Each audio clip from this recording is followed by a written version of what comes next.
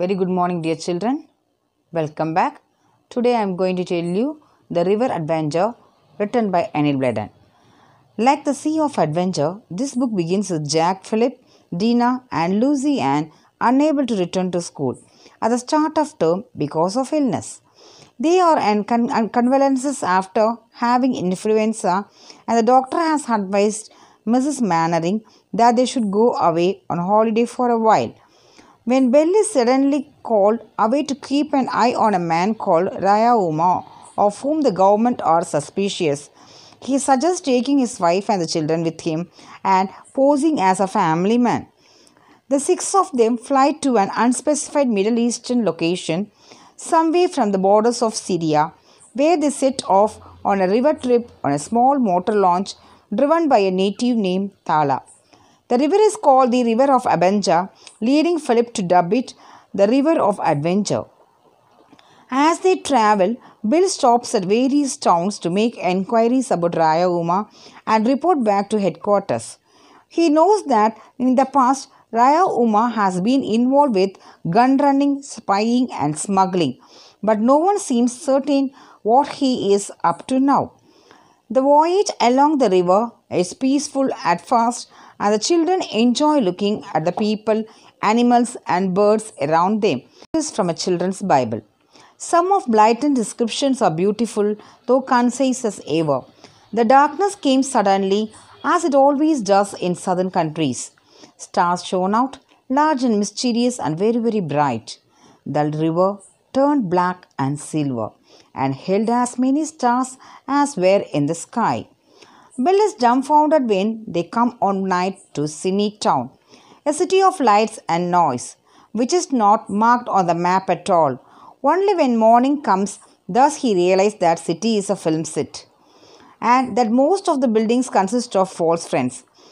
It is at Saint Town that the children watch a snake charmer, and Philip becomes angry when he notices that the poor snakes, poisonous barguas, have had their mouths sewn up.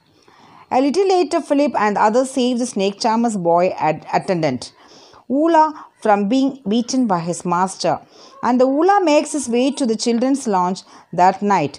He is determined to work for Philip, whom he addresses as Lord, and Bill finally gives him permission to stay and work with Thala. Ula presents Philip with a bargua which has had its poisonous ducats cut. Philip knows that is cruel, as it means that the snake will die within a few weeks, but he agrees to look after it in the meanwhile. To Bill's surprise, Raya Uma himself turns up at the lounge one night for a chat. Raya Uma tells Bill that he makes money in Sydney town through his interest in films and uses the money to pursue his chief interest, which is archaeology. It is obvious that he has heard that Bill has been inquiring about him. The children follow tunnels leading out of the cavern and stumble eventually upon the underground remains of a magnificent temple dating from about 7,000 years ago.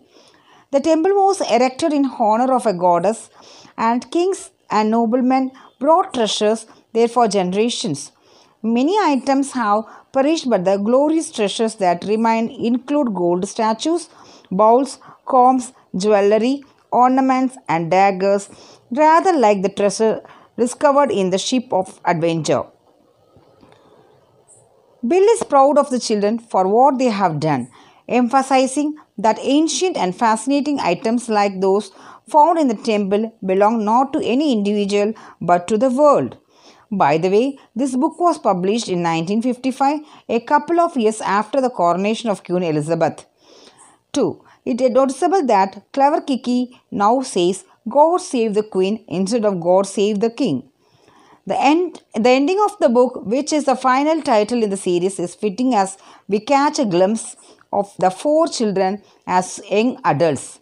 Mrs. Cunningham says that the treasure-filled temple will be excavated over the next 5 or 6 years, and Philip promises Ula, who with his qualities of loyalty and courage has been as astonishing a find as any of the treasures in the temple, that they will return in a few years to see how he is getting on and to view the treasures when they have been put on display. By then, the children will all be in their late teens or early 20s, and all are likely to be working, studying, and traveling. Philip will be working with the animals, and all four will retain a love of travel, a respect for nature, and above all, a spirit of adventure. Thank you, children. See you in the next module.